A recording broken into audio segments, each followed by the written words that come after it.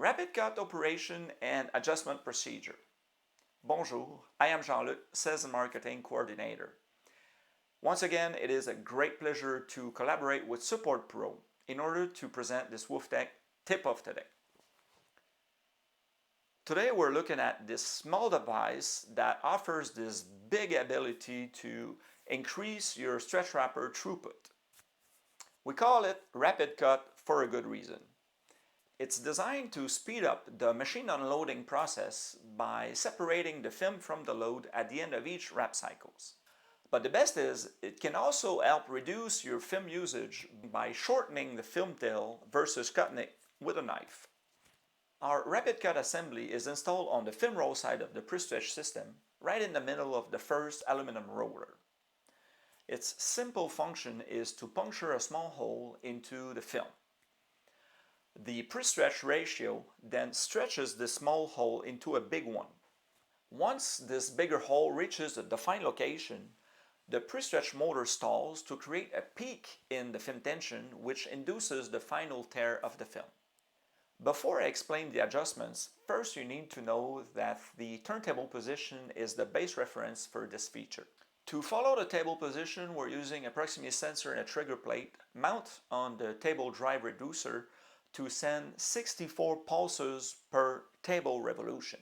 This 1 to 64 pulses becomes your adjustment range for the two variables needed to tune the Rapid Cut feature properly.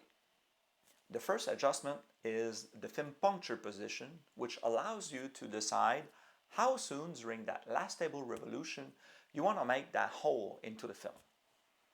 Your second adjustment is the film tearing gap, which allow you to determine how close to the load you want that film separation to occur.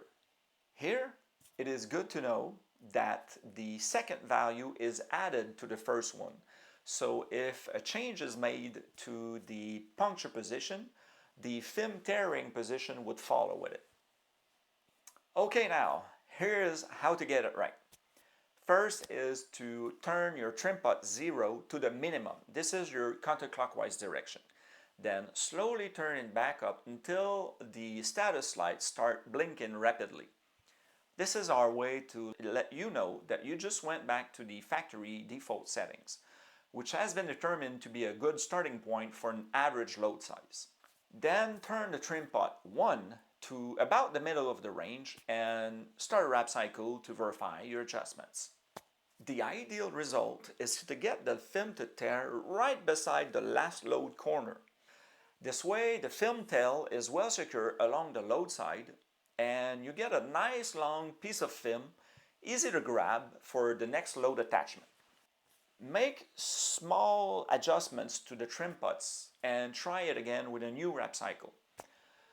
This is a trial and error process, so you may need a few attempts before you nail it. Also, today I'm using the standard control panel for the demo, but the same adjustments are provided for any control panel designs. Here's a look at our standard plus control panel equivalent values. Okay, so this is it for this Rapid Cut adjustment procedure. I hope this was useful.